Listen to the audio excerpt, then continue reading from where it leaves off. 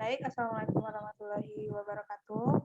Perkenalkan, nama saya Asdi Mamarisa dengan NIM L1A11944. Di sini saya akan melaporkan hasil materi dari pengelolaan kawasan konservasi. Baik, di sini saya akan menjelaskan sedikit materi tentang cagar alam Gunung Tangkoko Batu Bagus.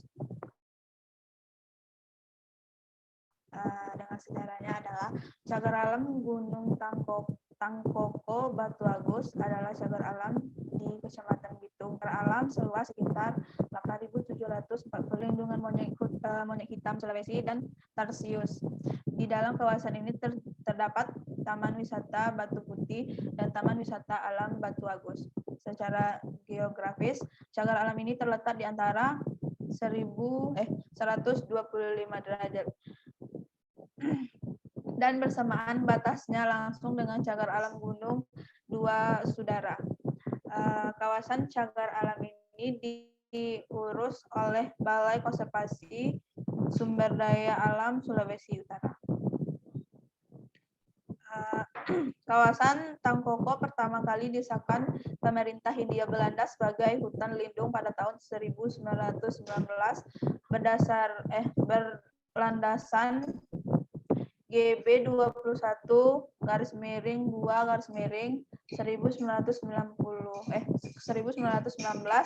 STBL 90 dan diperluas pada tahun 1978 dengan disahkannya cagar alam Dua Sudara dengan perluasan 4.299 hektar berlandasan surat keputusan Menteri Pertanian nomor 700/KPTS/UM/11/78.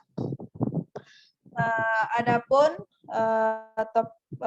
topografinya, kawasan ini memiliki topografi landai sampai terbukit yang terdiri dari hutan pantai, hutan daratan, hutan rendah, hutan pergunungan, dan hutan lumut. Di kawasan ini terdapat dua gunung puncak, Gunung Tangkoko dengan tinggi 1.109 meter dan Gunung Dua Saudara dengan tinggi 1.109 meter, serta Gunung Batu Agus dengan 450 meter. Di anggota Tenggerang di sebelah timur laut terdapat daratan tinggi Pata. Adapun iklim dari cagar alam tersebut adalah kawasan ini termasuk zona iklim B dengan curah hujan sebesar 2.500 sampai 3.000 mm per tahun. Suhu rata-rata antara 20 Celcius sampai 25 Celcius. Musim kemarau ACI dari April sampai November dan musim hujan dari November sampai April. Keanekaragaman hayati. Keanekaragaman hayati terkait dengan fauna, pertama adalah mamalia, yaitu monyet Sulawesi, ada tupai, ada musang Sulawesi.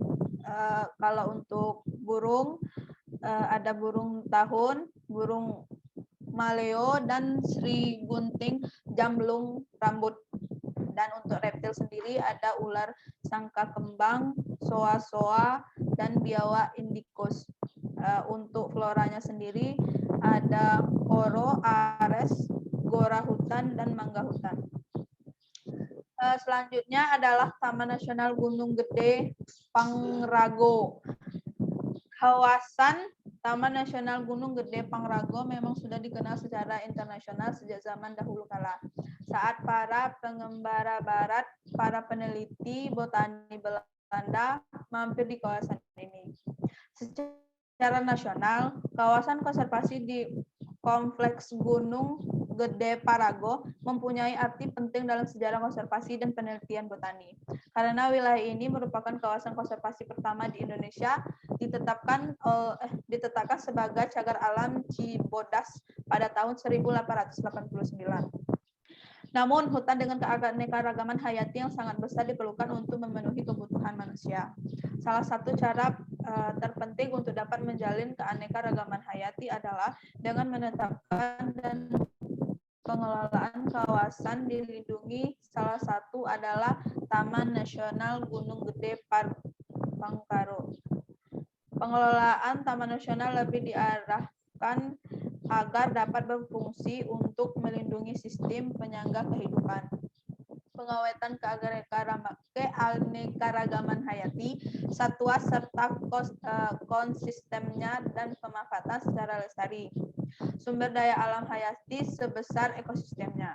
Dalam upaya mencapai tujuan pengelolaan tersebut, masih banyak masalah yang harus dihadapi baik eksternal maupun internal. Yang ketiga, masuk kepada Suaka Marga Satwa Tasik Sarkap. Hutan produksi Tasik Besar Sarkap merupakan salah satu hutan produksi yang terdapat di Provinsi Riau dan merupakan sisa hutan rawa gambut terbesar Sumatera yang terletak di pesisir timur Pulau Sumatera. Hutan produksi Tasik Besar Sarkap merupakan salah satu dari 8 blok kawasan yang memiliki nilai konservasi tinggi di Provinsi Riau pada tahun 2005. Pada tahun 1997, yang melakukan pemetaan hutan belantara di Sumatera menyatakan bahwa produksi Tasik Besar Sarkap merupakan salah satu dari tempat hutan belantara yang sangat penting di Sumatera. Namun akibat aktivitas eksploitasi dan konversi atau alih fungsi terhadap hutan alam di kawasan ini, luasnya tutupan hutan alam terus berkurang. Berikut adalah rincian pembagian blok pemanfaatan pada wilayah KPHP modal Tasik Besar Sarkap. Yang pertama adalah pemanfaatan hutan tanaman, yang kedua adalah pemanfaatan hutan alam, yang ketiga adalah pemberdayaan masyarakat, yang keempat ada pemanfaatan jasa lingkup dan HHBK atau hasil hutan bukan tani, yang kelima adalah blok khusus. Potensi kawasan dari Suaka Marga Satwa tersebut meliputi flora yang terdapat di dalamnya ada ramin, sungkai, kampas, meranti, bintagur. Dan fauna itu sendiri ada buaya muara, beruang madu, terenggiling, kera ekor panjang, rangkok, kuntul, dan ikan arowana.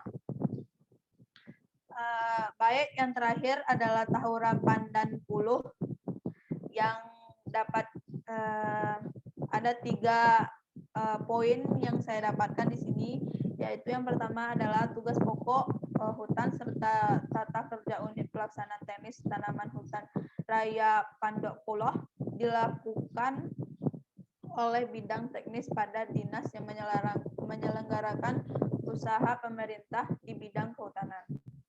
Yang kedua adalah mengenai negara sipil yang melakukan tugas pada unit pelaksanaan teknis Taman Hutan Raya Pandan Puloh tetap melaksanakan tugasnya sampai ada penugasan yang baru dari Pejabatan Pembina Kepegawaian.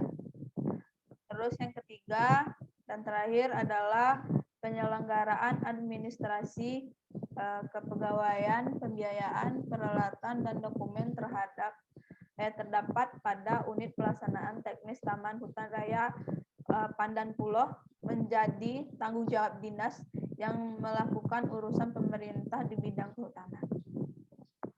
Baik, sekian presentasi saya mengenai pengelolaan kawasan konservasi dengan cagar alam, Taman Nasional, Suaka Marga Satwa, dan